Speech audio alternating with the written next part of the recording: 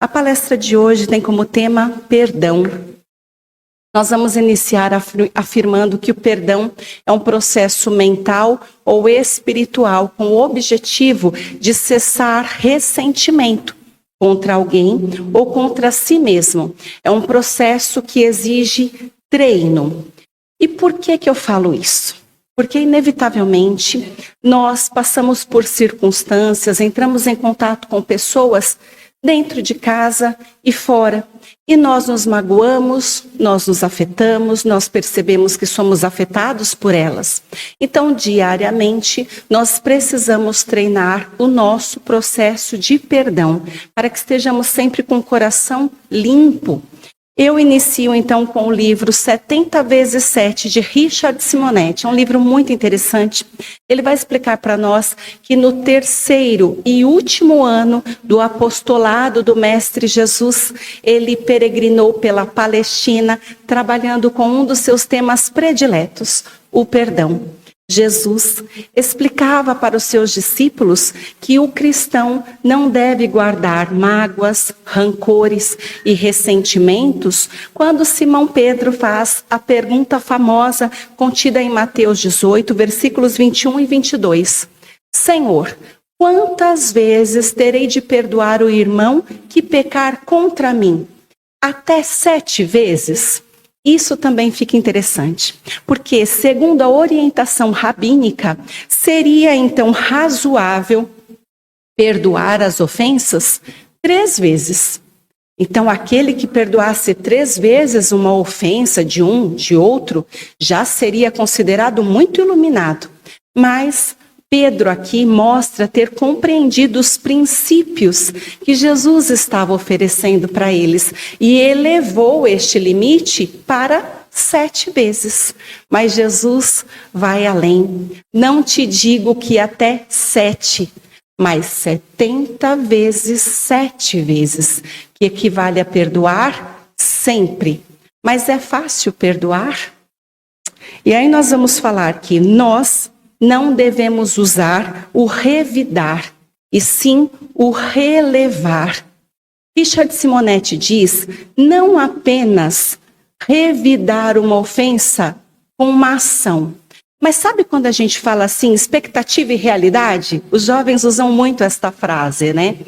Muitas vezes nós recebemos uma ofensa e a nossa expectativa, então, na nossa mente, a gente faz horrores, se vinga, pratica isso e aquilo, acaba com o nosso ofensor. Mas na realidade nós não fazemos nada. Se eu imaginei tudo isso, será que na minha mente eu não acabei então distribuindo os males para mim mesma? Então é disso que ele está falando. Não apenas revidar a ofensa, mas quando você evita revidar e engole a ira. Ele diz então, ter vontade de revidar e engolir. O ressentimento mina as nossas energias e enfraquece o nosso sistema imunológico. Há grande quantidade de males, tanto físicos quanto psíquicos, que são provenientes do autoenvenenamento. O perdão evita nutrir-se do próprio veneno. É melhor mesmo não ter que perdoar. Na verdade, seria muito melhor se nós nunca nos ofendêssemos com ninguém, se nós sempre compreendêssemos a pessoa e nós não precisássemos perdoar, porque nós realmente não nos ofendemos. Mas, infelizmente, isso não acontece. E o mentor está dizendo, então, por favor, a primeira reflexão de hoje. Será que você tem uma mágoa contra alguém? Nós guardamos alguma coisa de alguém que nos ofendeu, mesmo de algum familiar. Às vezes essa pessoa até mora com a gente é obrigado a conviver com ela, mas ela fez alguma coisa comigo e eu não consigo esquecer. Será que é um pai, uma mãe, um irmão ou um colega de trabalho? Será que é contra mim? Eu fiz algo que eu não acredito que eu consegui chegar naquele ponto, eu fiz. Eu sei que foi errado, mas não tem como voltar no tempo e modificar a situação. Já foi feito. Será que eu não me perdoo por isso que eu fiz? Então fica a reflexão para a gente compreender melhor o que a gente está falando aqui hoje. Porque nós sabemos, principalmente nos dias de hoje, com os inúmeros casos de cânceres que nós temos por aí, muitas vezes vocês já ouviram falar, fala assim, olha, quem tem câncer é porque não perdoa. A gente escuta isso. Então eu não vou falar nem só do câncer, eu vou falar sobre estas várias e várias moléstias físicas ou psíquicas, o mentor está dizendo, inclusive os casos de Alzheimer, das pessoas que não perdoam determinada circunstância ou familiar, querem tanto esquecer e se esquecem de tudo. Acredita, dona Sônia? Então acontece essa questão do Alzheimer aí, explicado pelo mentor. Nós seguimos então, porque este escritor fala, nós não devemos exigir das pessoas mais do que elas podem dar. Muitas vezes eu falo assim, mas eu fui ofendida por aquela pessoa porque ela é grossa. Ela foi grosseira comigo. Não, ela não foi grosseira só comigo. Ela é grosseira. É o jeito dela. Então, se eu percebo que aquela pessoa é daquela forma, eu compreendo que ela não tem além disso para me ofertar. Cada um vai ofertar só o que tem para ofertar.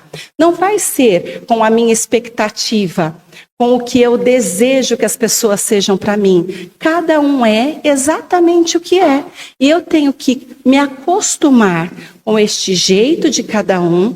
Se eu amo pelo que elas são. Eu convivo com elas da forma que elas são, sabendo que eu também não sou perfeita. E que eu também piso na bola com muitas pessoas. E que meu jeito também não vai agradar todo mundo. E assim nós vamos convivendo e aprendendo uns com os outros. Muitas coisas interessantes. É por isso importante viver em sociedade. Para que a gente possa aprender tolerância, compreensão, que nós estamos falando aqui. E bondade. Para que a gente possa receber de cada um aquilo que ele tem a oferecer. Entendendo que ele é desse jeitinho. E tudo bem, não é pessoal, ele é assim com todo mundo, é o que ele alcançou até aqui. E eu gosto dele assim mesmo, desse jeito, tá tudo certo para mim. Então ele fala, a compreensão dispensa o perdão, porque eu já não me ofendo mais. Com tudo isso que Jesus traz, desta necessidade de perdoarmos sempre, tudo que as pessoas fazem para nós, antes, porque eu já estou compreendendo, nós conseguimos compreender que não se constrói nada de bom na sociedade enquanto nós não aprendermos a relevar o próximo nos seus deslizes. Se a gente não conseguir fazer isso, a gente vai estar sempre entrando em rivalidades dentro e fora de casa. Então a gente tem que aprender a aceitar o outro da forma como ele é. Perdoar incondicionalmente conserva a nossa integridade, evita atritos e desgastes.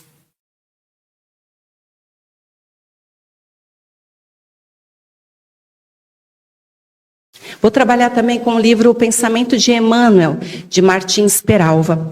Esse escritor fala para nós que quem pede perdão a Deus só o obtém mudando de conduta.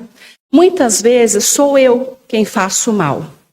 Eu sei, e todos nós sabemos, porque as leis divinas estão em nossa consciência, e nós sabemos desde a mais tenra idade quando nós estamos cometendo o bem ou o mal. E quando eu faço mal, muitas vezes eu falo, não devia ter feito isso.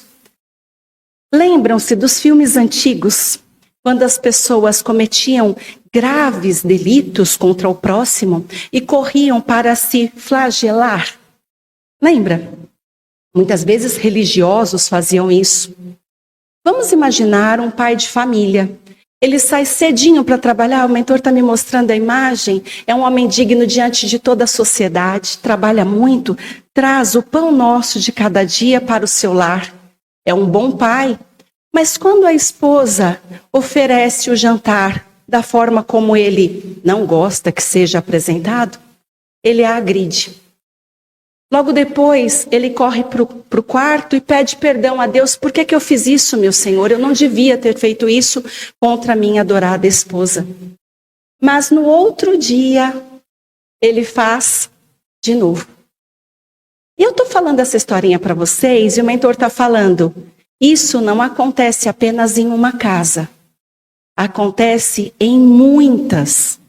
E nós vamos julgar e falar mal desse marido, nós vamos criticar e dizer por que essa esposa permanece casada com ele.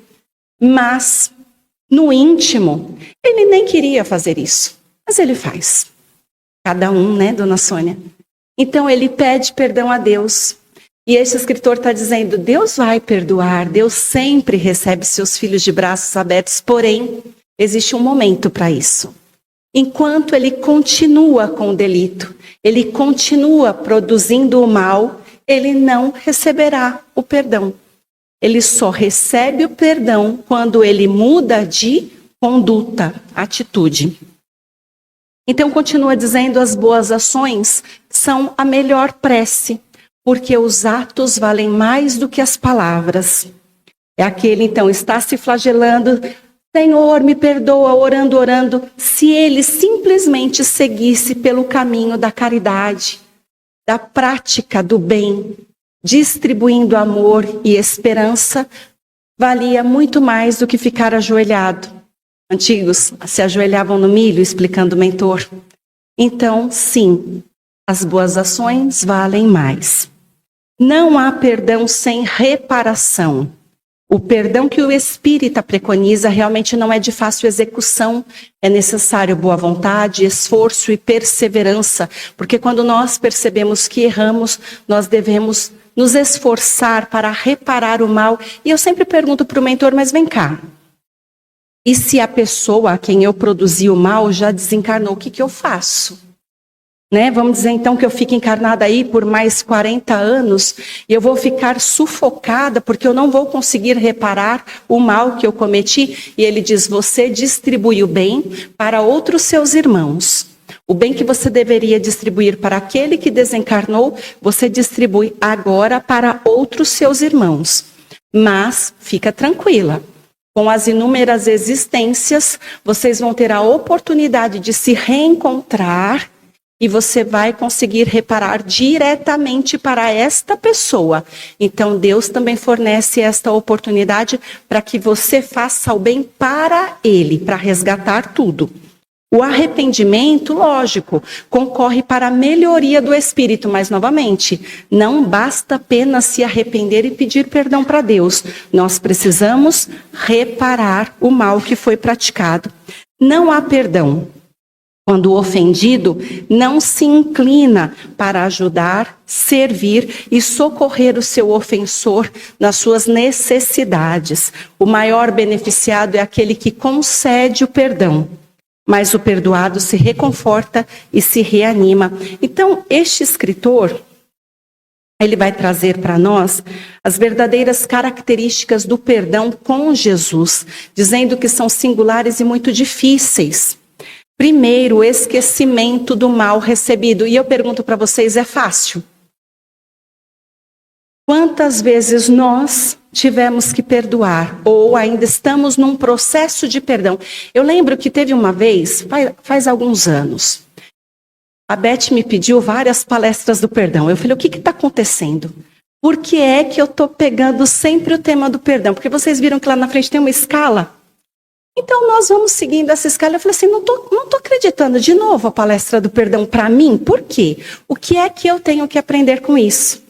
E eu vou falar aqui para vocês hoje, graças a Deus já está tudo bem, mas eu e meu irmão, meu único irmão, estivemos num confronto acirrado durante 2 anos.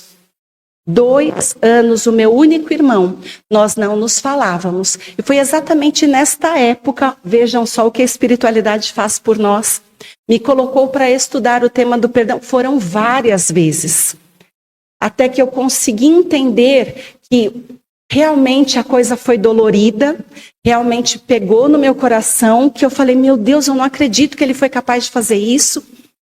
E eu ainda estava grávida naquela época, então mexeu com aquele sentimento todo de gestante.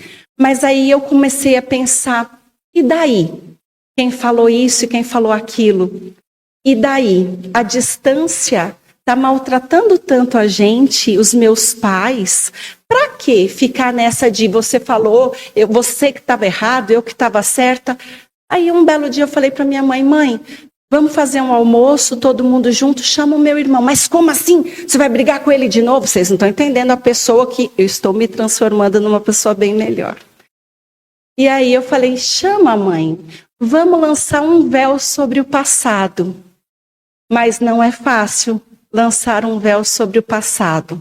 Eu consegui, graças a Deus. Deu tudo certo, já passou muito tempo, nós estamos muito bem. Minha mãe precisou muito de nós, unidos, para o finalzinho, já para o desencarne dela, que foi muito ruim. E nós estivemos unidos e foi uma bênção estar unida ao meu único irmão naquele momento. Então a espiritualidade faz tudo de forma muito perfeita. Se a gente se coloca à disposição realmente de caminhar no bem, as coisas favorecem este processo. Então quem está me ouvindo agora que está ainda no processo de perdão, calma, vai dar tudo certo. Mas fica favorável para o bem, que a espiritualidade vai favorecer. Então, de experiência que eu digo que precisa trabalhar o esquecimento do mal recebido. Não é fácil não, mas vai dar certo. Evita ficar falando o tempo inteiro, evita ficar revivendo o que aconteceu, senão é como se voltasse no tempo e vivesse tudo de novo. E aí fica uma chaga muito grande. Não se felicitar com o fracasso do ofensor. Que bom que ele se deu mal. Nossa, eu queria mesmo. Não, não faz isso. Só o bem para este irmão. Auxiliar discretamente quando necessário. Ter uma delicadeza sincera. Vibrar sinceramente em favor dos que nos desestimam, que é o que nós vamos fazer logo mais na nossa prece de encerramento. Quem perdoa recolhe bênçãos como conservação da paz interior, porque realmente liberta. Preservação da nossa saúde. Alegria de transformar o adversário num amigo e o cultivo de belos sentimentos da alma, como humildade, altruísmo e nobreza moral. O perdão, ele liberta o nosso coração através das sublimes manifestações do amor que eleva e que santifica. Mas quem não perdoa, isso aqui é muito importante para nós, principalmente nós que acreditamos na vida depois da morte do corpo físico. Porque aquele que não perdoa, ele vai permanecer ligado ao adversário pelo pensamento hostil. Insistindo na mágoa, vai estabelecer uma ponte magnética de vibrações de ódio e de vingança. Então, mesmo que esta pessoa desencarne, enquanto nós estamos nutrindo mágoas e ressentimentos e rancores, nós estaremos ligados a esta pessoa. Então, eu, através dos meus pensamentos, estarei sempre ligada a esta pessoa. No Evangelho segundo o Espiritismo, capítulo 10, Kardec traz muitas informações desta questão aqui que nós estamos trabalhando, dizendo inclusive que aquele que morre, né, então morreu o corpo físico, se ele está com raiva de nós, se ele desejava se vingar, ele simplesmente vai virar um obsessor. Vai nos atormentar ainda mais, porque vai ficar fácil para ele, como um ser invisível, nos atormentar em tantas questões, inclusive nos perseguindo de forma a atormentar o nosso campo mental, atormentar as nossas afeições, nos atormentam no ambiente de trabalho, em todos os lugares. Por isso que o perdão, estabelecer este perdão, a quebra deste vínculo de ódio e de vingança é tão importante para a nossa saúde. Neste caso, eu estou falando de saúde física, mas também de saúde mental. E aí, fala aqui no finalzinho, nós evitamos estas questões, porque se nós não perdoamos, nós vamos transferir para outras vidas os reajustes que poderiam se extinguir ainda nesta existência. Sabendo também que através das inúmeras existências, nós estamos entrando em contato com aqueles que em outras vidas nos feriram e nós também ferimos. Até que ponto esta pessoa que foi colocada exatamente dentro do meu lar, eu estava falando do meu irmão, e naquele período de processo de perdão, tão interessante, o mentor me mostrou em sonho como nós já nos afetamos em outras existências. E olha, eu o prejudiquei, ele me prejudicou, são várias vidas. Para que isso? Para que perder tanto tempo com rancor e com vingança? Então, que possamos estabelecer isso nos dias de hoje, este perdão agora. Eu vou fechar aqui com o livro O Consolador. Está tão velhinho, mas é maravilhoso, de Emmanuel. E ele fala para nós que Jesus pede, reconcilia-te, mas se o adversário não está de acordo e persevera na atitude rancorosa, seja a questão esquecida, porque a represália traz simplesmente esta prisão dos sentimentos, ela vai nos aprisionar. E é assim que nós trazemos a reflexão de hoje. Quantas vezes nós percebemos que estamos nos afetando tanto com uma situação mal resolvida? De repente, com amigos ou familiares, pessoas que são importantes para nós. E se de repente eu tivesse procurado o meu irmão e falasse, irmão, vamos se entender, é bom esse contato familiar, olha, não importa quem errou, me desculpa. E se o meu irmão tivesse recusado o meu perdão? E aí? Ele podia ter recusado, não podia? Ué, vou falar para vocês aqui a minha versão da história e ele estava errado. E se chega o meu irmão aqui? Ele vai falar a versão dele e quem estava errado era eu. Não é sempre assim? A moeda tem dois lados. Se ele tivesse se recusado a me perdoar, será que eu faria o quê? Ficaria furiosa? Era que desaforento, não podia ser humilde e ter me perdoado? Tinha que ter feito isso, mas não. Aqui então Emmanuel está dizendo para nós que se você busca essa pessoa para um perdão sincero e ela não aceita de forma nenhuma, então calma, respira fundo, produz o afastamento, o silêncio e a paciência. O tempo cura tudo. Se não for nessa vida, será em outra. Às vezes, a espiritualidade amiga coloca dentro do mesmo lar como mãe e filho, como irmãos, no meu caso, para que de alguma forma estes laços consanguíneos, através destes laços afetivos, possam distribuir este perdão tão importante. Mas que então possamos deixar aquela pessoa, no tempo dela, corrigir o sentimento. Eu vou fechar com duas frases que achei muito importantes. Emmanuel diz, só o Evangelho conduz à compreensão para que as energias afetivas não sejam forças destruidoras do coração. No mundo, o perdão significa renunciar à vingança, mas para o espírito evangelizado, perdão e esquecimento devem andar juntos, mesmo que prevaleça para toda a existência a necessidade de oração e de vigilância. Ou seja, eu sentia que ele era meu desafeto do passado de verdade. Uma repulsa, uma vontade de não estar perto, graças a Deus já foi corrigido. Quando a gente passa por isso e a gente consegue perdoar, pode ser que em outras circunstâncias ocorram outros desentendimentos. Por isso a necessidade de oração e de vigilância. Se você já sabe que esta pessoa é desta forma, ela te irrita quando fala tal coisa, quando age de determinada maneira, então você tenta sair um pouquinho de cena. Você então evita atritos e desgastes. Você faz de um jeito que você não vai se ressentir, não vai se condoer, que vai ficar tudo na pacificação. A gente vai driblando as situações também com fé, com oração e a vigilância neste sentido. Cada um é o que é. Nós não modificamos o outro, mas modificamos a nós mesmos. Então que possamos trabalhar nesse sentido, sempre com Jesus. Para finalizarmos, nós vamos nos lembrar de todos os nossos adversários. Estejam eles encarnados ou no mundo espiritual, serão todos trazidos para cá com o poder da nossa mente, faremos uma oração. E nesse momento pediremos a Deus e a Jesus, a estes tarefeiros mais iluminados, que nos forneçam forças morais. Pai, me ajuda. Coloque em mim todos estes ensinos de Jesus, nos lembrando do Mestre que tanto sofreu com seus algozes.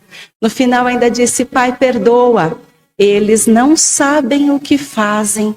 As demonstrações de Jesus com todo o seu amor e o seu perdão incondicional que reinem em mim, em nós. Que possamos estar diante dos nossos irmãos e dos males que são produzidos numa atitude de misericórdia, compreendendo que cada um de nós estamos neste mundo, neste plano evolutivo, caminhando na redenção.